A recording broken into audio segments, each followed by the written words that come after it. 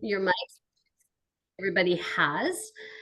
And we will get started. So, welcome to Island Living Today. This is a monthly series with the goal of helping you live with greater ease and joy on Vancouver Island. On the first Wednesday of each month, we invite different local experts to share insider tips for homeowners like yourselves and answer your burning questions about buying, selling, moving homes, or anything about home ownership. This is brought to you by three of us hosts, myself, Connie Henschel. We've got Laura Healy, who is with us here today, and Denise Hodgins, who is taking a much needed little bit of a break. So she's not here today. We're filling in for her. So Laura, did you want to say a little bit about yourself or? Yeah, absolutely. So I'm super excited to have Mike here with us because Mike is my go-to septic and drainage guy here on Vancouver Island. He's done work for my clients. But for those of you who don't know me, I'm a local real estate agent based out in Nanaimo.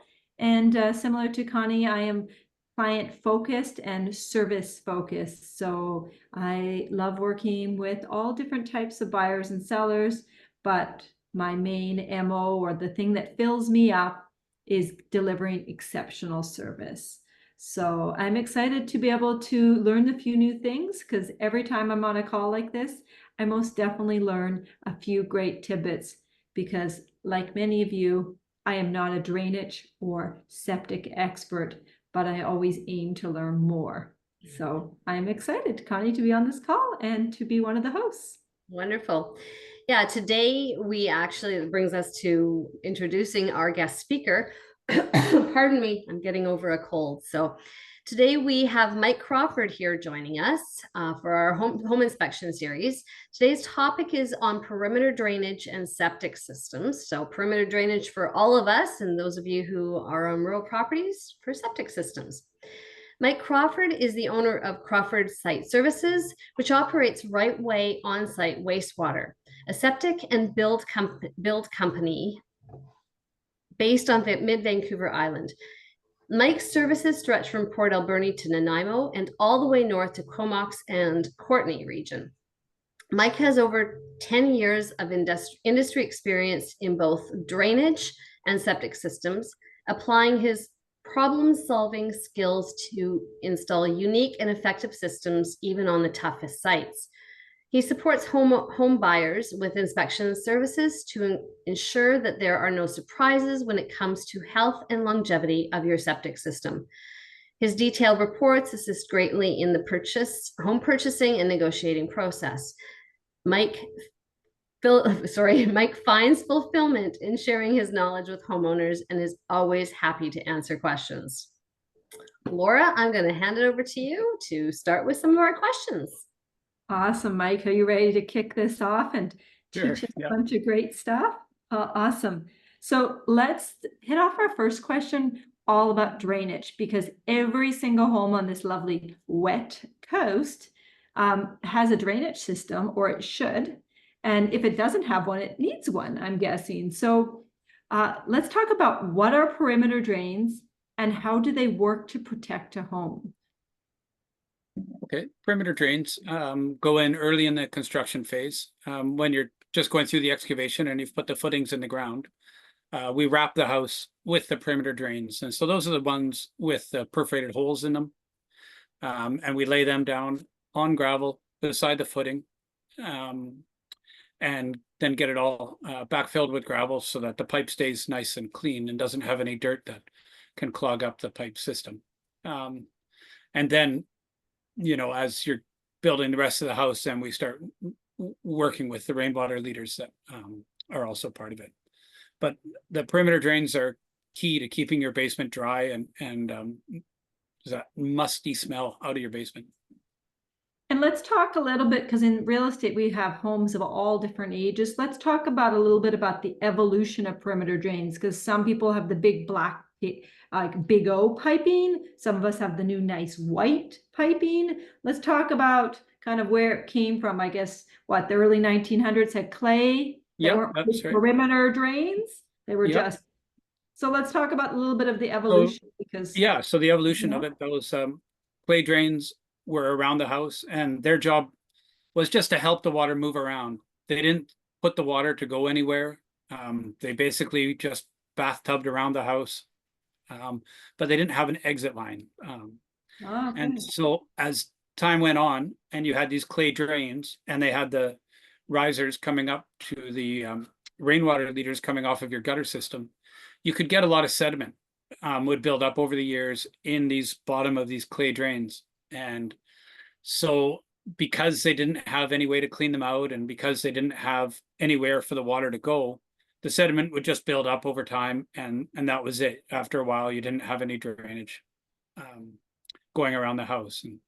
And so then it was clay, and then it was concrete tile, and then it moved into the plastic. And you can either go inexpensive with the big O, or and you can't put that in anymore, or now you have the PVC, the white PVC that's standard around all new construction. And we ran into issues with the clay and the concrete tile with actually scoping and cleaning them out, did we not? Because they weren't flexible, if I heard that on perimeter drain inspections. Yeah, the corners are hard 90-degree corners, and you couldn't get a camera around that, and you can't get an auger around that. Okay. So anytime that you have clay tile, it's only a matter of time before you're going to be replacing that, especially if you have a flood event in your basement. Well, that's actually leads us perfectly into the next question. When it comes to drainage on the property, what are some potential issues that homeowners should watch out for? You mentioned musty basements, but what other things on the lovely wet coast should we be doing to do preventative, or, you know, things to be aware of if we're house buying or downsizing, upgrading, you name it? Yeah, so when it comes to the water around your house, there's groundwater, and then there's rainwater. So the groundwater, we try and catch that down at the bottom with the pipe system. And then we have the rainwater that comes off the roof, and that comes off with a real surge.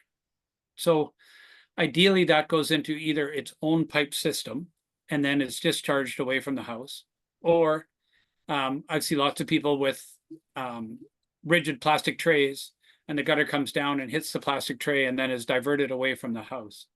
Ideally, you want to get this water away from the house. You don't want it to combine down into that perimeter drain system, because then all you're doing is filling up your bathtub down at the bottom. So if you've bought an old house and you have some of those smell issues, and maybe you're not on budget at the moment to replace the perimeter drainage, for sure, for a very low cost, you can start to deal with the rainwater leaders that come down off of your roof and get that water away from your house. And that's the easiest first step in trying to maintain the dryness within the basement system. Well, and I've seen it be a minor issue, and I've seen it cause settlement issues in homes. So I think maybe, I don't know what percentage of like home inspections you get given, but I would say that the majority of home inspections flag perimeter drains, like the water going into the gutter and then coming right into the ground. And they always talk about when it's safe, remove it away from the home. And I know there's products at like Home Depot, there's products at Home Hardware that can be, you know, ones that expand, like you said, the hard drip pan. But I do hear you there. It's key to move the water away where it's safe to do so. Yeah. Yeah. Okay, so we love drainage, but let's talk next about some septic stuff. I mean, I know they kind of go part and parcel. So, I mean, I think you're predominantly doing mostly septic work, but while you've got your excavation equipment, I guess it's the perfect time to upgrade a perimeter drain if you're already on site, isn't it? Yeah.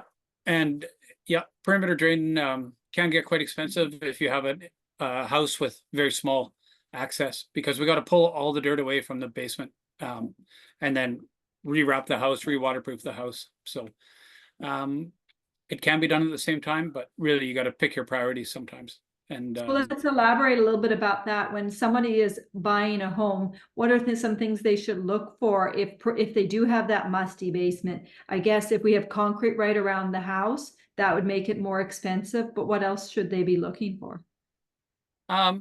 Really, you could looking at where does the rainwater go when it comes off the roof, and Okay. looking in your neighborhood. I worked on a project last winter, and the two houses beside this house were at a higher elevation, and this house was maybe 3 feet lower in between the two. And so every neighbor's water came down into the basement of this person's house. And so the topography, you know, trying to see what's the groundwater naturally doing. And That that was is, a house that had clay tile. It was from the 40s, you know, and didn't have anywhere for the water to go. So we were able to wrap the house with the PVC and then direct it into the city storm system. it makes a lot of sense. Sometimes using a bit of common sense, you know, same thing as, oh, wait, the ground is higher, the ground comes towards the house. Oh, we don't have a good drainage system. I wonder if we're going to have moisture issues in that crawl space in that basement. And usually, if we can see it, if it's that obvious to us, like higher, like you said, higher property above, you know, squishier ground in the winter months, generally we're going to have a wet crawl space when we have a home inspection. Yeah. You know, so, and a lot of these crawl spaces, you know, are just, they ebb and flow, but they're not meant to do that, you know? No, yeah, you want to keep the water well away from everything. Yeah, absolutely. We're not in a third world country here. We should keep it all nice and dry when possible. Okay, so let's talk about septics. Sure. What does a septic system do, and when is it needed? It might be a basic question, but let's start in the beginning. Modern septic systems are great because we've moved away from just water dispersal, just getting the wastewater out of your house, into water treatment. So we're actually looking to make sure that the effluent that goes out to your yard is treated, and then the yard is finishing and doing the final bit of treatment. So by the time any of your wastewater gets into the groundwater, it's all been the pathogens and nitrification has all been removed, and the water is acceptable to go back into the groundwater. And in areas where it doesn't rain a lot in the summer, you know, it goes a long way to recharging a water system, because you're keeping the water on the land, treating it, and now you're replenishing the aquifer. Can you elaborate a little bit on that? Like, so the aquifer is just the water that's in the ground. So that's why sometimes when we have a nice, like, you know, in the old school septics, the grass used to always be greener above the septic system. But can you elaborate a little bit, Yeah. you know, on that? Yeah, I mean, 2014 is when they updated the regulations in BC, and it's called the SPM, the Sewage Practice Manual, and that really worked on water treatment now. So it's very detailed on the science side of it, of how do we utilize the soil to get the best treatment for the wastewater as we apply it on there. And we like to do it in a pressurized system so that all corners of your field get saturated with water at the same time. No more gravity systems where the first 10 feet got wet, and then after a while, the next 20 feet got wet. And then after that, the final 30 feet.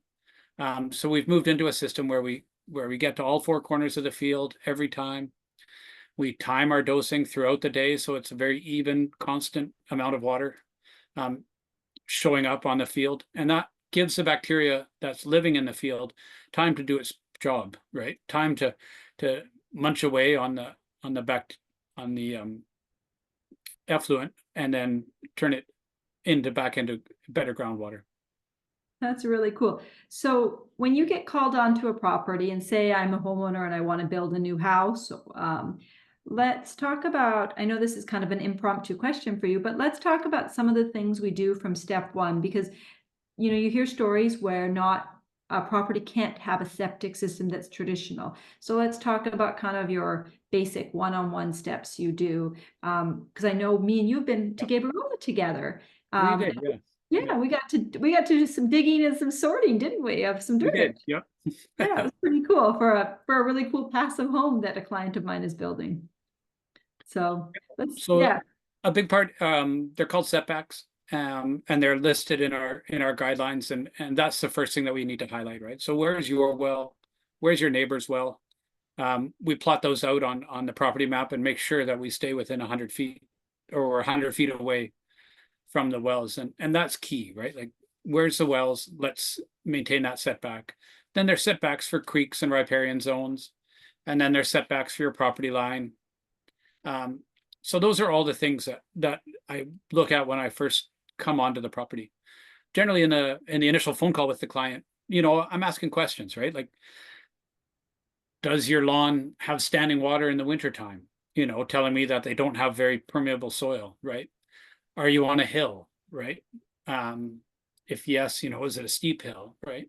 Do you have lots of trees? So I try and find out a little bit about the property before I get there. And then the BC government has a soil finder website that tells me the soil texture. So I can have a pretty good idea of what to expect when I get to the site before I'm even there. And if I've done my homework, I just need to verify what I can find through doing soil analysis and doing the percolation tests. That's really awesome. That's Yep. really awesome. Yeah, it's definitely, I know in real estate, we always talk about the distance from the well to the septic, because none of us want to have contaminated water. And in all these years, I've only run into one time where we've had contaminated water. So I've been really super lucky working with clients, but I know that's not the case always. So yeah, it's just these little fun facts, distance from septic, distance from your neighbor's well. What about putting things on top of a septic? Isn't that a question you get asked all the time? No? Like if we have to reuse an existing field location, Yeah. we can do that. Sometimes we're going to have to bring in the engineer and put in an engineered system. So we did that for a client earlier this year on Denman Island, and we were able to use the exact same footprint that he had before. He did not have good soils, so it took a little bit of extra work to get his system up and running, but through the engineer's guidance, we were able to put in a system that worked perfectly for his particular property. I would say that's kind of one of your specialties, is looking at kind of the solutions and listening to really what the clients need are. When I've had the opportunity of working with you, you've really honed in on the whole picture, not just do job, move to next job. I always find that you really are paying attention to all the details. What's the most complex septic system you've ever had to do? Well, the most complex that we're allowed to put in is called a type 3. And so that's just a level of treatment. So that system on Denman Island was a type 3 system. Okay. And we probably brought in 8 or 9 dump trucks full of sand, 4 dump trucks full of gravel, type 2 treatment tank, which is an aeration tank. Had to repair the existing septic tank because we couldn't get a new one in very easily, and I didn't want to break out the old one. So you can do a lot of things. And one of the things with that job is that I asked the client, like, do you really want to look at a mound 5 feet high in your front yard for the rest of the time that you're living in the house? And he was like, not really. Right. So then we went and walked around the property again and said, well, maybe we can do something back in the old existing site and hide it a bit, So that work I did mostly in the winter. So I had to go back in the spring to finish it off. And, he was really happy at the end of it. Right. His backyard looked better than it did when we had gotten there. Again, because of a remote site, I had to leave all the fill on site and just asked them, what do you want it to look like? And in the morning, they can kind of point and say, well, I want this and I want that. And by the afternoon, you can have a pretty good lay of the land for what he wanted. And because once I'm gone, they have to live with it. So it's better to spend a little bit extra time with me and have it left so that they're happy with it. Well, very cool. I'm sure I'll have some impromptu questions as we go along, because I'm fascinated by just, so many clients will be like, oh, I don't want to live on septic. Well, I'm actually not one of those people that doesn't want to live on septic. I'm fascinated by just how it's evolved and how efficient the systems are now. So how long does a septic system typically last for? And what is involved in maintaining a system, new and older? How about that? Yeah, so there's a lot of systems now that were put in the 70s and 80s. The houses are getting a bit tired, so new homeowners are buying these houses and they want to do some renovation. So anytime that they go to change the number of bedrooms within the house, that triggers an upgrade to the system. So Okay. really, these old gravity systems just kind of went along. Nobody knew if they were working or not working because it was under the ground. Unless the ground got squishy, you really didn't know. Right? You weren't sending a camera down the lateral lines to see if they were plugged up or not. So it's one of the disadvantages of the old systems. They could just be polluting the groundwater slowly over time, and you would never know. Oh, The new systems that we're putting in now, the pressure distribution systems, the fields themselves have really good longevity, like 30 and 40 years of good longevity if you perform the maintenance on a regular basis. Because there's mechanical parts in there, those mechanical parts will have to be replaced as they wear out. Typically a pump is sort of 8 to 10 years. There might be some electronic components that fail. But everything's really robust. The industry is, it's a busy industry across North America. A good portion of the homes are on septic, and because of that, the industry's supported them with high quality products, and the engineers know that it's going to be in wastewater, so they're built really robust, and they're built to last. So if I put in a system now, other than some pump replacements, ongoing maintenance, you should have 30 to 40 years longevity out of it. So pretty low maintenance, considering that typically a rural property has lower taxes in most cases. So pretty low maintenance when it comes to it. And we were talking actually when we were doing our prep call about how often a septic system should be pumped out. And you mentioned it, it really depends on the number of people, the usage. Let's elaborate a little bit more on that, because I know some septic companies will just put clients on, a set schedule. Oh, sure. Set schedule is great for the company, because you're going to have every 3 years, you're going to go to the Smith's house and pump out their tank, right? So, Laura, one of the clients that you gave me earlier this year up in Campbell River, Yeah. two of them, no kids, and they bought a 4-bedroom house. So we have to build a system for a 4-bedroom house, but they're only 2 people. So the reality is their tank's hardly ever going to need to get pumped out because the tank was really big. They knew not to send grease down, and they were quite a diligent couple. So I'm sure that what they put into the tank's not going to be excessive. So a client like that, it might be a 5 to 7 year interval to pump it out, but you don't know unless you measure it. And unfortunately, you got to measure it to really be accurate. So one of the reasons that you do annual maintenance is that the maintenance provider gets a feel for how this family lives, how their tank performs, so maybe year 1 and year 2, it looks good. Year 3, oh, it's still okay. So then, maybe you delay the pump out until year 4 or year 5, because there's just no point. All of the stuff that's in the tank is good for the tank, until you're so full of sludge at the top and or sludge at the bottom and scum at the top that your clear zone is not clear anymore when it's flowing into the secondary chamber, then you're fine, right? Because all the bacteria is in there and it's doing its job. So you really don't want to take it out, because then you got to start your system all over again, and it takes a few months for it to really get up to speed. Let's talk a little bit more about that in detail, because as many of you know, both Connie and I are quite passionate about holistic health and things like that. I think Denise too. And so talk to us a little bit about restarting, and then also talk to us a little bit about, you mentioned briefly about putting things down into the septic. Should we be using special toilet paper? Should we be using, like more natural products? If you're on a septic, what are some recommendations? What are some, kind of tips to get the best length out of your septic with keeping it healthy? I'd love to know. Yeah. There's some people from the University of Minnesota who've done some great studies about this, and they come and they present at our annual conferences. So things that shouldn't go down, like Drano, even a tablespoon of Drano will wreak havoc on your septic system. Chlorine-free bleach, like that OxyClean and that kind of stuff, is totally fine for it. So OxyClean in your laundry is okay. Pouring bleach into your laundry, not so okay.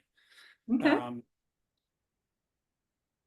They showed us a chart on pharmaceuticals, and the addition of pharmaceuticals in people's lives since 2000 has really gone up. And these pharmaceuticals can get into the septic tank, and the antibiotics and stuff, and they're not good for the septic.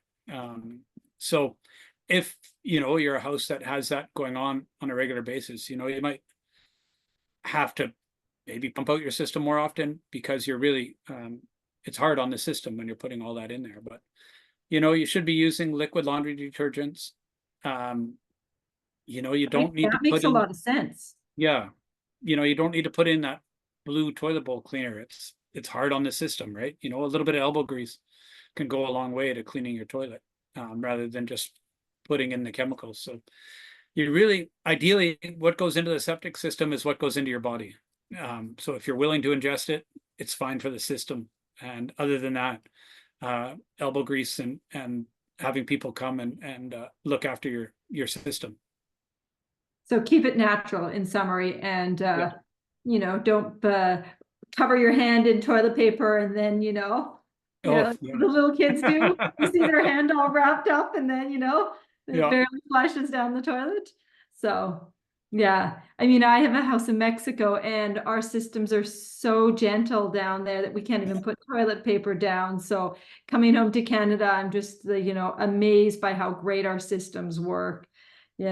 So okay, so if a septic system needs to be updated, we briefly touched on it, but maybe we can touch on what some current options are, and what is the latest greatest technology kind of breaking down, like the different levels.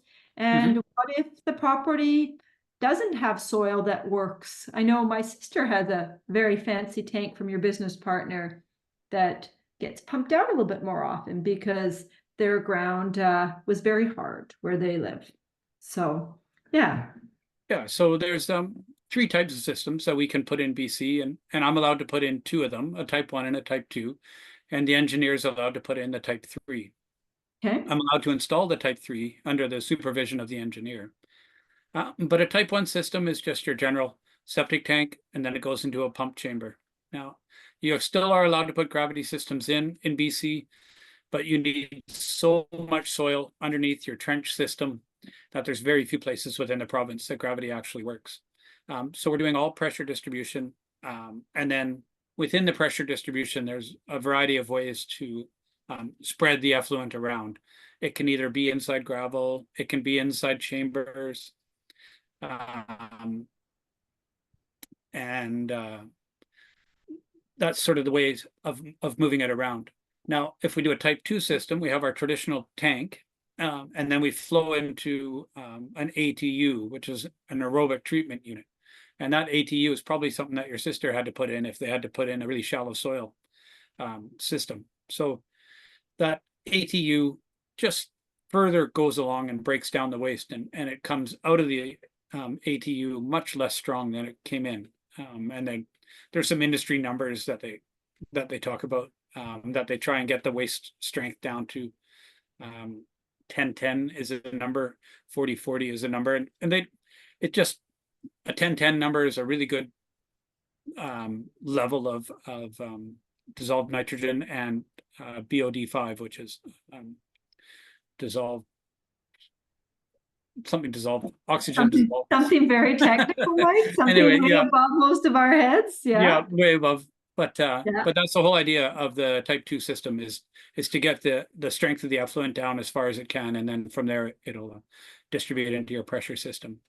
And sometimes we have to make a really long bed because the ground doesn't absorb the water very quickly. And other times in a nice gravelly soil, it can be your standard sort of 6, 8, 10 feet wide by 20, 30 feet long. And it fits really nicely into a parcel, and away it goes. So when people are installing a new septic system, say they found their dream property, other than the items you've already mentioned, what are the things they should look out for in the design standpoint? And also, what are the things they could do as additional upgrades? I know a lot of people on Vancouver Island love to camp, so I know that's an option. But what are the kind of things that we might not think about as home buyers if we are hunting to, build that forever home? You share with us some of your experiences of things that people overlook when they're planning that house from a drainage and septic perspective, especially when it comes to upgrades or options they might have.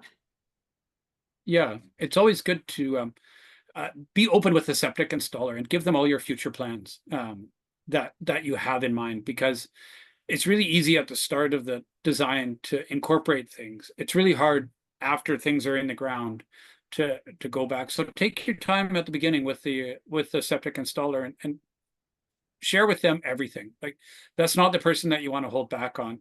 If you're going to have an RV if you're going to own an RV, maybe you come back from camping and you want to empty it when you get back, right? Just let the designer know that, so that they can incorporate that additional capacity into the system.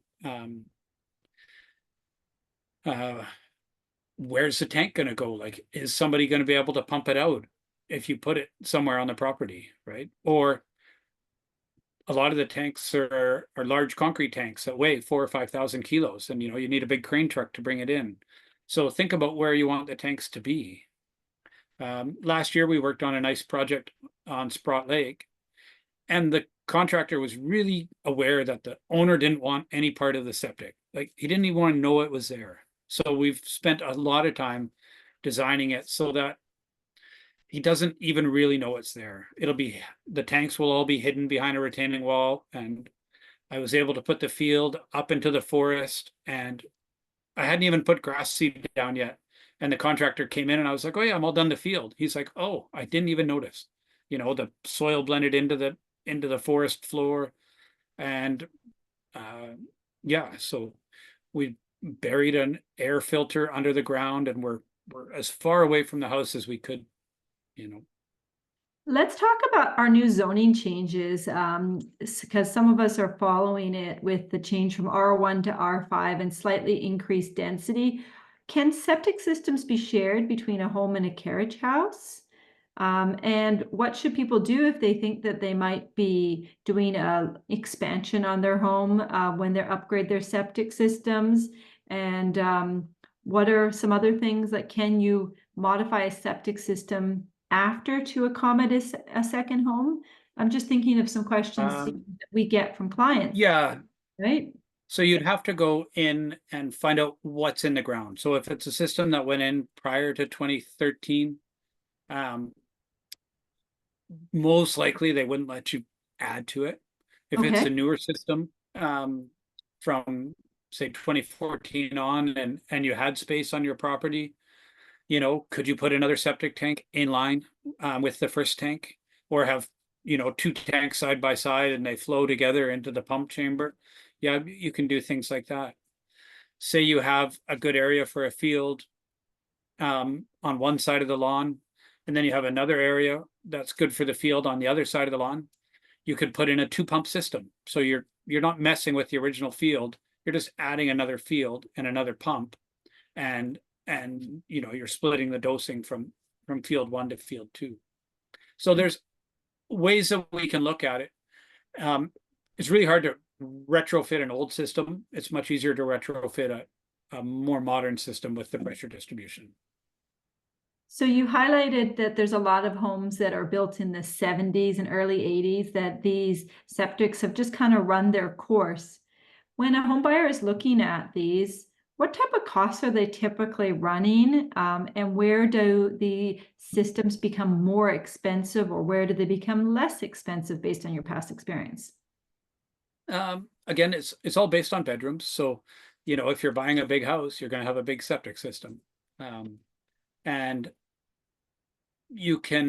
then again, it's the soil, right? If you have pretty good soil, the sands and the gravels and the sandy loams, you don't need such a big system, if it drains quickly, so then your field isn't so big. But the biggest costs come, you got to buy the tanks and the pump and the control panel. Those are all big ticket items. And then the field, and how close are you to the gravel pit, right? Does the dump truck have to run an hour to come out there? I ended up going up to the northwest coast of Vancouver Island, and the dump truck was 4 hours for one load. Wow. So that I couldn't believe it. So that's an incredible cost, just for a load of gravel. How many loads of gravel are you typically using when you're building a septic? I guess, does it just depend? Yeah, so I was working on one this week for a home in Qualicum Beach, and he was going to take 4 truckloads of sand and gravel all together. So, oh, wow. Okay. Yeah. What are kind of some of the things that the homeowners overlook when it comes to the cost of septics? You just mentioned the trucking costs of gravel. I find that super fascinating. What are some of the other things that they might be shocked about when they get their invoice or their quote? Hopefully they don't get shocked when they get the invoice. So I try to be upfront with my quotations and talk them through it. But I think really most people's mind is that the septic is water dispersal. Why can't I just put it in a tank? It goes in some pipes, it goes in the ground. I'm not going to worry about it. And now we're saying, no, we have to, design this system so that it does this and does that. And that is the big hurdle, right? The big hurdle is that they have to do it in the modern style, and they're not allowed to just put some pipe in the ground and forget about it. So And I have, sorry, go ahead. Hi, Connie. I actually have along those lines a question. Because I work with, when you work with buyers and they have a home inspection done on the property or a septic inspection done on the property, and say it's an older home, they say most of the septic is working fine, but it needs something done to it because something's wrong with it. So it needs some sort of repair work. Is there a point, Mike, where VHA, Vancouver Island Health Authority, demands that you need a permit and now you need to upgrade the system because they're no longer going to let you use that old system on the property? Like, I had heard that that's how they're trying to get rid of these old ancient systems and get into better systems. yeah, and then the capital region down in the Victoria area, and now the Comox Regional Valley are putting in mandatory inspection intervals. And that's their other way of trying to get away from these older systems that are failed. And because a homeowner isn't going to go and look in their septic tank, it's just not going to happen. Most people aren't aware that it's failing, and then you come to do an inspection and you put your camera into the pipe, and your camera can't even go a couple of feet into the pipe. And, so the water's going somewhere, but it's not getting treated. It's just dispersing. And then they're not at that point able to just say it's a distribution tank or box or something like that. I don't know the proper words, so please. Yeah, that's right. It's a distribution box. Yeah. Say that was faulty. Can you just repair that, or does that trigger? No, VHA says, or whoever says you need a new system. Yeah. So the province really wants everybody to get onto the 2014 standard. That's what they want, and they make it really hard to do anything other than that. So they say, if you replace 10 feet of pipe in your system, you have to upgrade the whole thing. Okay. And that is a shock to the customer, right? Like, they're like, you don't expect that, right? Yeah. Like, my one pipe is broken, and now you're saying I got to spend $30,000 on a new system. Like, that, it's tough, right? And it's usually an unbudgeted expense if you're currently living in the home. If you're buying the home or you're doing a renovation, then your septic system is a budgeted item. But if your neighbor complains because the ditch in front of your house is constantly smelling, and they can actually measure effluent, coming off your property, and VHA's like, you got to fix this. Right. That's a large ticket, unbudgeted expense, right? So is VHA in along those same lines? I had also heard, so correct me if I heard incorrectly, but that VHA is mandating how often people have to pump out their tanks. They're mandating inspections. Well, I don't know if VHA is, but the Comox and the Capital Region are mandating inspections, and that is to trigger all of these things, right? Because some people don't pump out their tanks in 15 years, right? But they had to have an inspection at least every 5 years on an old gravity system. The maintenance inspector would be like, hey, look, when did you last pump out your tank, right? And then they're obligated to file within the Comox or Capital Regional, this guy has a system that needs work, right? And then all of a sudden now the regional districts have some power to work with VHA and get these systems out of the ground. So it's part of your home savings plan, right? Put some money aside to upgrade your system at one point in time. At some point, yeah. So we've got a great question. So it's Peter says, our home was started in 2014 and we're the second owners. The tank was emptied before we moved in about 18 months ago. How do I find out the specifics of what we have and what kind of maintenance we need to do? Well, if it was put in 2014, there should be a record of it on file at Vancouver Island Health. I'm not sure which area of the island you're in, Peter, but there'll be a record, and on your letter of certification, so we do a letter of an initial filing to Vancouver Island Health. We say, hey, we're going to put a system in at 123 Main Street, and Vancouver Island Health says, great, and then we finish putting in our system, say on the 1st of June, we're mandated within 30 days to get a letter of certification back over to Island Health and say, hey, we finished this project at 123 Main Street, and here was our initial design. We had to make a couple little changes to it when we built it. So here's a new drawing, and here's this, and then here's your maintenance that is to be attached to the letter of certification. So to answer your question, Peter, it should be within your letter of certification will have a maintenance thing on there. Connie, can you look up the VHA email that we request the septic docs from and put it in our chat? Do you have it handy? 'Cause otherwise I can go dig for it in my email. But I know. Let me dig for it and see if I have it. Yeah. So I know, Peter, when we do a real estate transaction and we are listing a property, we can request from the specific area a search be done on the property to verify what documents they have. And we'll often be given a 4 to 6 page digitally scanned copy. Some of it might not make sense to the homeowner, but someone like Mike would know exactly what you're getting and might be able to decipher it in non-technical words. So yeah, 2014, you have a good chance that they have some records. Yeah, so that's fantastic. That's a really good question. Any other questions we have in the call? Since I unmuted myself, I'll ask the other question. You talked briefly about maintenance, but on the septic system, but I don't know that I grasped all of what I need to be doing for the system on a regular basis. Yeah, so that's when people like myself come in, and we try and go on an annual basis with a pressure system, so that we can get a feel for how your system is functioning year in, year out.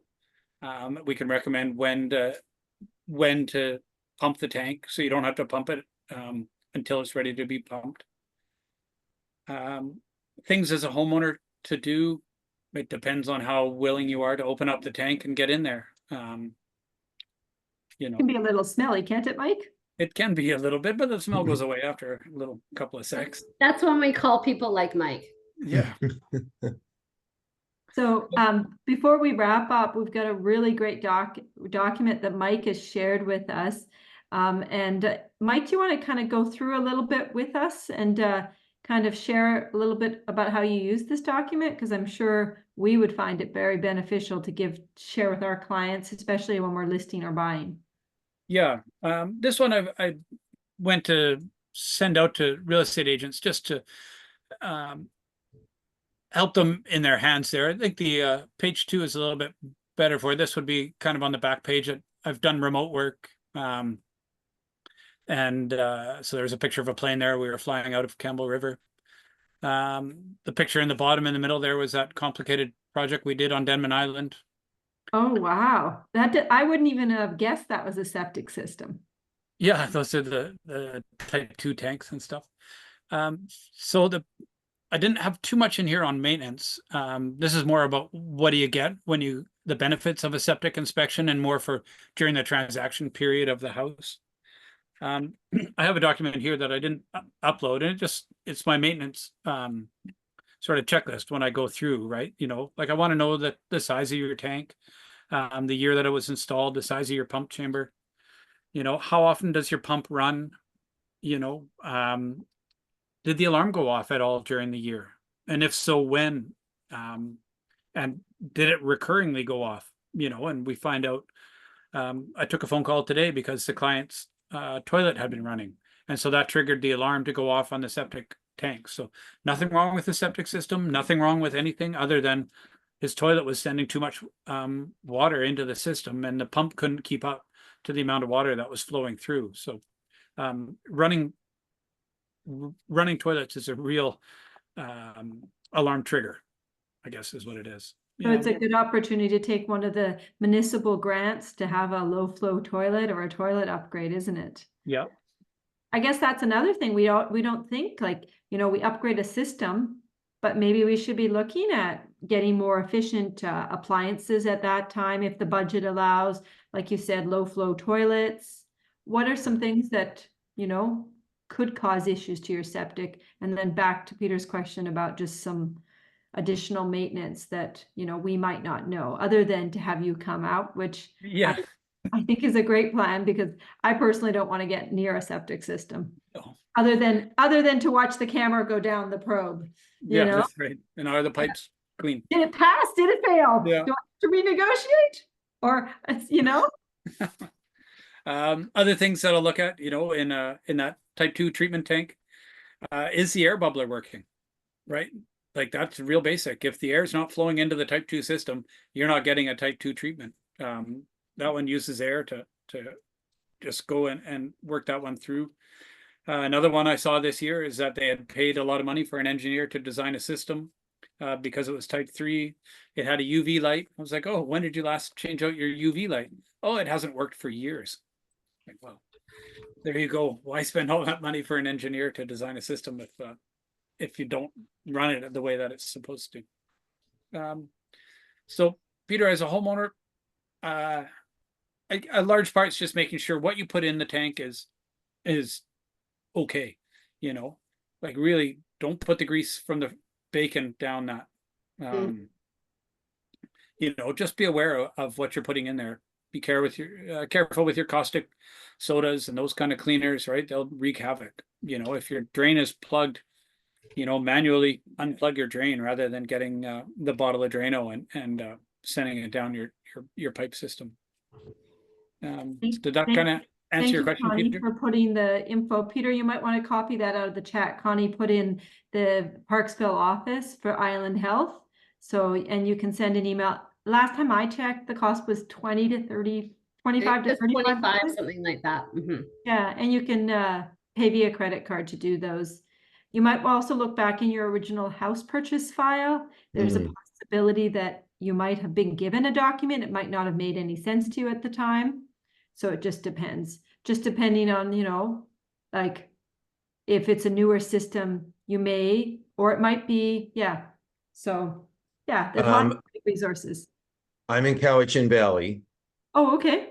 So I don't know who, just go through the CVRD? No, we'll have to find you a Vancouver Island Health one for the Cowichan Valley. They do exist. Okay. So yeah, we will if we don't have it on this call, we'll get I believe you're Look at that. We'll get it sent over to you. Absolutely. Yeah. Okay. And Peter, if you go and you review your purchase documents there, yeah, and it's in there, you can always send it to me and I can walk you through it. Okay, great. That's awesome, Mike. I really appreciate that. Above and beyond. So that's awesome. I have a question. Yeah. I belong to quite a few gardening groups, and a common question I see is where can you garden if there is a septic system, and if there's like a distance that you have to be aware of what's safe? Anything you can speak to on that topic? Yeah, just make sure you have grass only on top of your septic field. You can do some wildland flowers if they're not a deep-rooted variety, because you don't want the roots going down. But then, you know, a few feet away from your septic system, again, as long as things aren't really aggressive roots, then they can go, then they can go close to the septic field, you know, so you can have plantings around in a variety of places. That's really interesting, because I know people always want to cover up a portion of the septic with garden boxes. What about the age-old question? Be very careful what you drive over your septic. Don't drive over your septic. There you go. Don't drive on it. I knew you'd The say oxygen needs space to work, and if you drive over it, you compress it, and there's no oxygen and there's no system. There you go. My uncle lives on a steep property. He's like, I love my septic field. I can park my boat on it. I'm like, okay. Yeah, you're like, not good. Don't tell me that. Yeah. How about growing vegetables, edible plants? Is there anything to know about that? I wouldn't. Yeah, so nowhere near it, basically. Yeah, I wouldn't. You know, is it bad for the vegetables? No. Can the plants absorb all the nutrients? Yeah. are you eating something that's connected to your sewer system? Yep.